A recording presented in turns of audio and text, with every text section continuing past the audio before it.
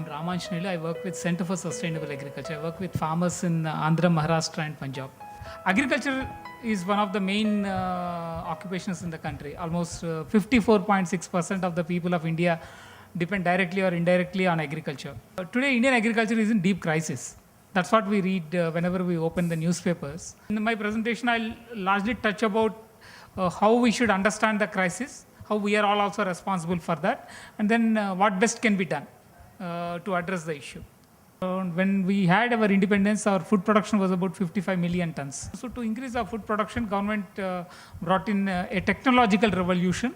They called the technological revolution as the green revolution. Was also supported by the government. So there is a policy support and a technology. So both went in hand. So the synergy is what is seen with the improvement in the food production. Today we produce something like 255 million tons. Mainly the green revolution is based on a premise to maximize the output in a narrow range of crops. So it was focused only on rice, wheat. So largely rice and wheat growing areas got a lot of boost, whereas all other crops went down. You know about arhar. Or beyond dal, do you know any other dals? Beyond sunflower, do you know any other edible oils? Beyond apple, do you know any other fruits? So we are actually getting into few crops kind of thing. And today in the world, 60% of food comes from just 3 crops. So because the focus was only on few crops, whereas other crops were neglected. And these crops were taken into areas where they cannot be grown also. And that caused a lot of crisis which we will look into. Second major problem is about the capital depletion. Capital depletion is you're investing more to get lesser. So the capital depletion of soil fertility, groundwater happened in the last 50, 60 years. That today the groundwater has reached levels of something like 400 feet, 500 feet, an average of 400, 500 feet all over the country. And in few places like Punjab, the groundwater has gone beyond 1,000 feet. The rate of depletion in India is highest in the world. Another major problem in this model of agriculture is the high energy. The high energy consumed in the form of chemical fertilizers, the high energy consumed in the form of machinery, the heavy mechanization, high energy consumed to pump out water. And very interestingly, if you see which are the states where the groundwater depletion is very high, it is all in the western part of the country, where all the green revolution was promoted. So government is investing all their money now in this part. They feel here groundwater is still there, so let's move here. I think that's the worst part. Rather than addressing the problem straight head on and then try to promote crops which can reduce the water use, promoting crops which are water intensive, I think is a serious issue. You know how much water rice consumes? 1 kg of rice which you are eating, how much water it might have consumed for its production? It is 5,000 liters. 1 tanker of water. It's about 500 rupees. So if you produce rice using that water, how much you get? 12 rupees. If you produce that, using all that water, rather than if you fill a tanker and then come and sell in Hyderabad, he gets 500 rupees. So that's a negative economy which is built in. That's a problem.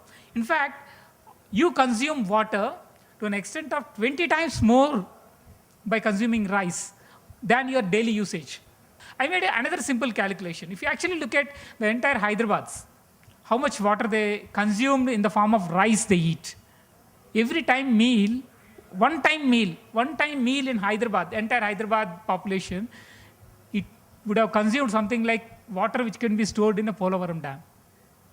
So that's the situation. So if you stop consuming rice once a week at least, you can stop constructing a Polavaram dam. You don't need that. Government also supports rice. Consumers also supports only rice. So all those rain-fed areas where other crops can be grown, they also want to grow rice. That's one reason why you are seeing a lot of crop failures. In areas where rice cannot be grown, if you start growing rice, obviously your groundwater goes. And as consumers, we all are also making the same mistake. And our mistakes not only affect them, but also affect us. Today, Hyderabad is a diabetic capital exactly because of that. We stopped eating all other things and then we are eating only rice. And that too a white polished rice. And eating white polished rice is nothing but a sugar pill. You're actually consuming sugar pills. Obviously, you'll get into diabetes. The glycine index of white rice is very high. So obviously you're eating more and more rice, and then your body cannot assimilate that. So obviously you will end up in diabetes. Today, Andhra Pradesh is the highest diabetes patients in the world, essentially because of that. Second highest is the Tamil Nadu. Two white rice eating states in the world. There is implications on the government, there are implications for the farmers, but largely there are implications for the consumers also. So we also need to make choices about our food, the way it is grown, and then what kind of food we eat, kind of thing. For every quintal of rice which is sold in the market, you know what is the cost of production in Andhra Pradesh? So something like 2,800 rupees. What is the price paid to the farmer? It is 1,200 rupees. It is 1,200 rupees. So obviously he is subsidizing all of us. In fact, we are not subsidizing farmer. Farmers are actually subsidizing all of us. On water, they are subsidizing so much. By growing, they are subsidizing so much. By producing and then selling, they are subsidizing so much. We need to move into ecological farming. Ecological is about what is locally suitable. What are the practices based on the locally available resources? That's what we need to move into. One fundamental mistake which we do, talking about agriculture, is when we compare our productivities.